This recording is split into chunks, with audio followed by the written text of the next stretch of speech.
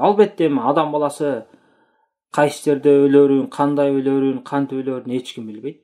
Аллах субхана таала баарыбызга жакшы өлүмдү насип кылсын. Анан өтүп кеткен адамды антип сөз кылуу жакшы эмес. Өлгөн адамга сөз тийгизбеш керек. Кандай акыбалда өлсө дагы. Анан ошол мына жанагы эле биз айтып кеткен ошо кошуналарга зыян келтирүүнүн бир түрү ушул да.